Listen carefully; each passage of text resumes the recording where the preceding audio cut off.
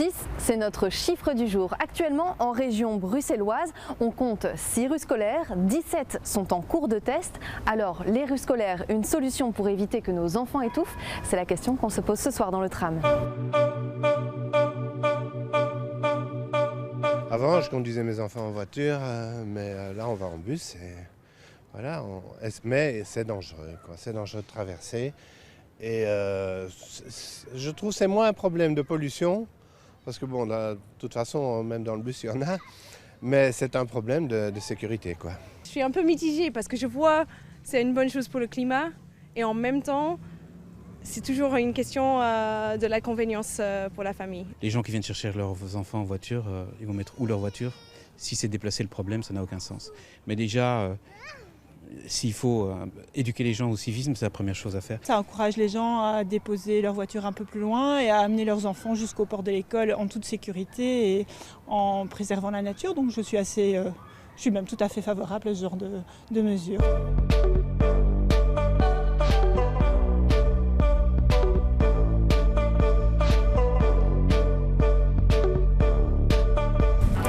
Elodie Mertz, bonjour. Vous êtes experte en qualité de l'air et mobilité chez Greenpeace qui a publié très récemment un rapport Mon air, mon école. C'était l'an passé.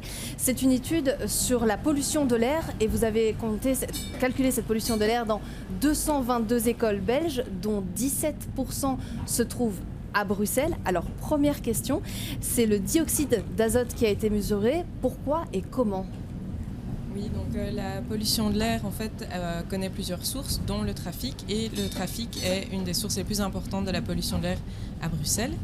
Donc on a travaillé avec le bureau d'ingénieurs bureau Blow, qui est basé aux Pays-Bas, et ils nous ont fourni en fait des petits tubes qu'on a pendus donc la tête en bas, ils étaient ouverts, et les écoles participantes en ont placé devant l'entrée de l'école, donc aux abords des écoles, dans la cour de récréation et dans les classes pour pouvoir mesurer la pollution de l'air extérieur à différents endroits.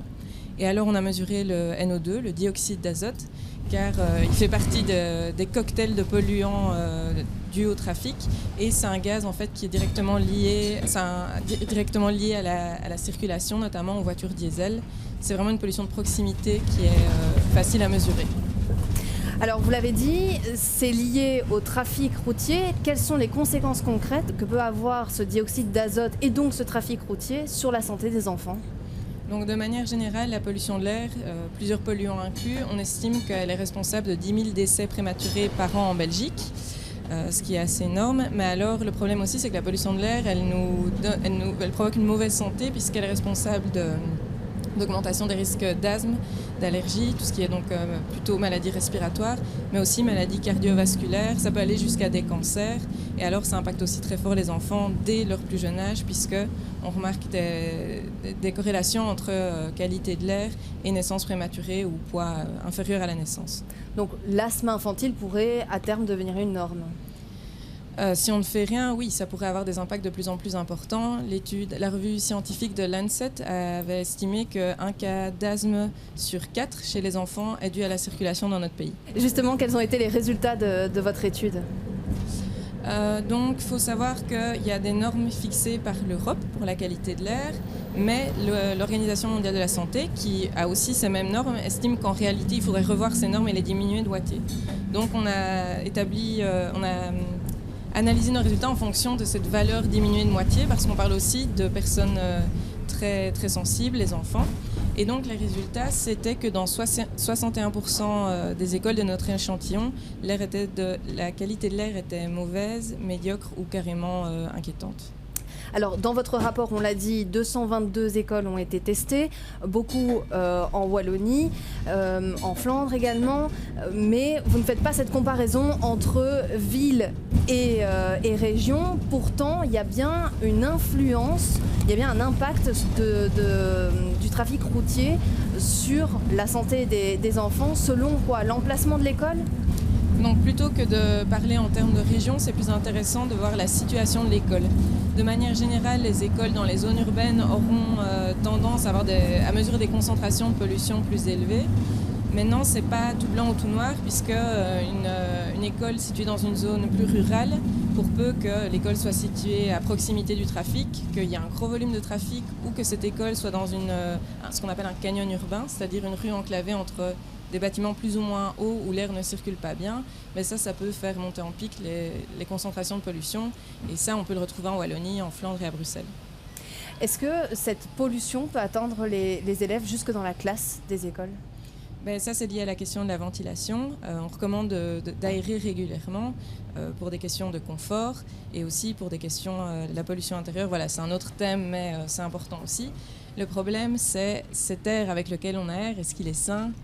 Et donc, ça pose la question de d'où vient cet air ? Est-ce qu'il vient du côté rue ou côté cour, si l'école a le choix ? Et surtout, à quel moment est-ce qu'on aère ? Voilà, c'est peut-être pas très intéressant d'aérer au moment où le trafic est le plus dense. Le rapport, on l'a dit, il a été publié l'année passée, en mars 2018. Depuis, quel a été l'impact de ce rapport ? Donc ce rapport est sorti dans un contexte où il y avait quand même déjà des associations et des mouvements citoyens qui travaillaient sur la qualité de l'air, mais l'étude a quand même fait un gros boom.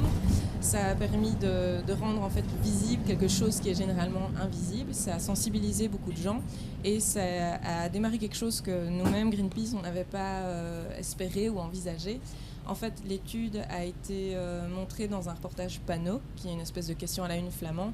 Et là, ça a démarré en fait le mouvement citoyen Filter Café Filtré, qui sont des parents en fait qui ont vu les résultats et qui étaient choqués et inquiétés et qui ont décidé de bloquer les rues des écoles de leurs enfants chaque vendredi en proposant des activités pour les enfants, en servant du café, mais aussi en réduisant le trafic routier à ces endroits au moment d'entrée et de sortie des écoles.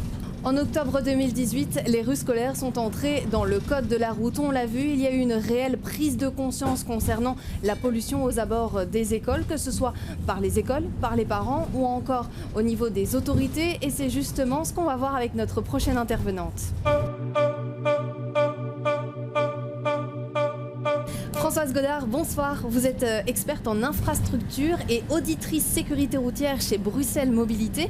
Alors il y a quelques années, la région bruxelloise a lancé des appels à projets pour réaliser des petits projets de sécurisation sur les infrastructures et les voiries communales. Et depuis cette année, la région met en place un appel à projets concernant les rues scolaires. Alors justement, la première question, c'est de qui peut émaner une demande pour établir une rue scolaire ? Comme vous l'avez dit, c'est un subside qui vise à sécuriser les infrastructures sur des voiries communales. Donc le subside s'adresse essentiellement aux communes. Donc si des écoles sont par contre demandeuses d'une rue scolaire, elles doivent absolument se concerter avec le pouvoir communal en place. Cette concertation sera très importante, notamment parce qu'elle va permettre de définir les modalités pratiques de la rue scolaire, notamment l'étendue de la rue scolaire, les horaires qu'on va mettre en place pour la fermeture à la circulation. Et également, elle va permettre de définir les aspects de communication et les éventuelles mesures d'accompagnement que la rue scolaire va devoir prévoir également, notamment ce qui concerne la fermeture, l'ouverture des rues scolaires, les plans de circulation et les plans de stationnement qui vont aller de pair. Quels sont les objectifs qu'on recherche à travers la rue scolaire ? Il y a plusieurs objectifs, donc comme on l'a mentionné juste avant, la qualité de l'air est un objectif effectivement qui est très recherché. Donc plus on va diminuer la circulation dans les rues scolaires, plus effectivement on va diminuer la quantité de polluants dans l'air, donc ce sera bénéfique pour la santé comme dit précédemment. Par contre, d'autres objectifs sont encore recherchés, notamment la circulation, les déplacements, la valorisation des déplacements à pied ou en vélo qui vont du coup concourir à un transfert modal qui est recherché notamment par la région. Un autre objectif, peut-être dans une moindre mesure, vu que la rue scolaire est limitée dans le temps et dans l'espace, un objectif de sécurité routière. On sait que la majorité des accidents, en tout cas 75% des accidents impliquant des enfants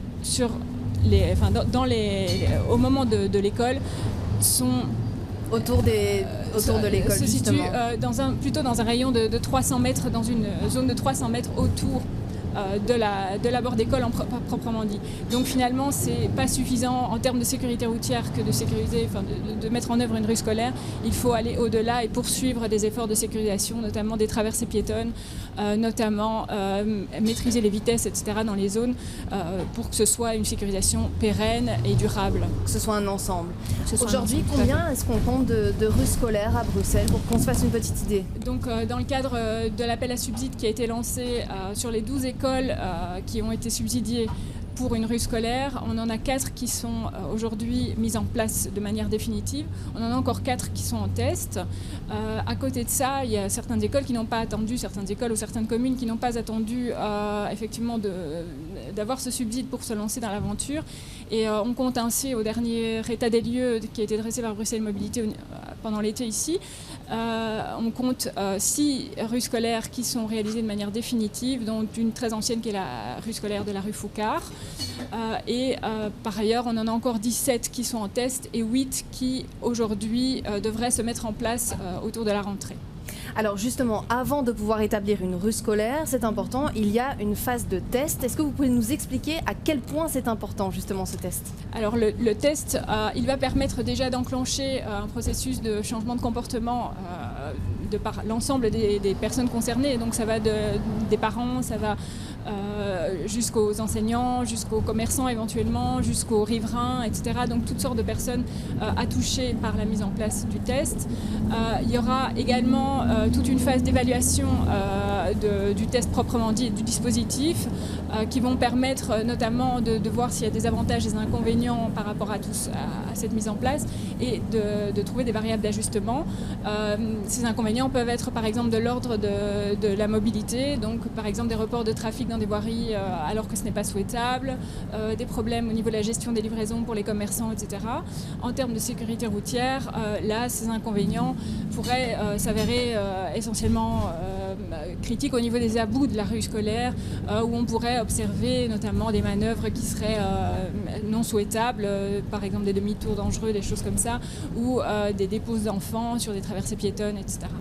Donc voilà, tout ça, c'est des choses qui sont en tout cas observées par rapport dans ce test. Évidemment, le test peut aussi permettre à ajuster la zone qui a été sélectionnée, de l'agrandir, la rétrécir au besoin. Et ça va permettre aussi de convaincre effectivement par le succès ou l'insuccès de la mesure les personnes qui sont plutôt récalcitrantes. Alors, les parents peuvent aussi se mêler à ce projet en participant, en mettant eux-mêmes les barrières, etc., en régulant un peu la circulation. Alors, une dernière question. Pour réaliser tout ça, il y a une enveloppe de 1,5 million d'euros. Quelle est la part qui est consacrée à l'aménagement des rues scolaires et d'où vient ce subside? Alors ce subside, il vient essentiellement du fonds de sécurité routière qui est disponible en région Bruxelles-Capitale. Donc c'est effectivement une volonté de l'ancienne secrétaire d'État et du ministre de la Mobilité de mettre en œuvre cette partie du fonds. Le fonds de sécurité routière, lui, est alimenté en grande partie par les recettes liées aux infractions de roulage.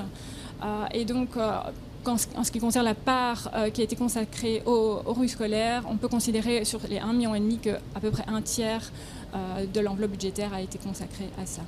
Au-delà d'améliorer la qualité de l'air pour nos enfants ainsi que la sécurisation aux abords des écoles, les rues scolaires permettent aussi à ces enfants de se réapproprier ces voiries communales. Mais on l'a vu, tout ça ne se fait pas sans de gros changements, des changements profonds au niveau de la mobilité. Merci de nous avoir suivis sur BX1. Je vous donne rendez-vous semaine prochaine, même heure, même tram.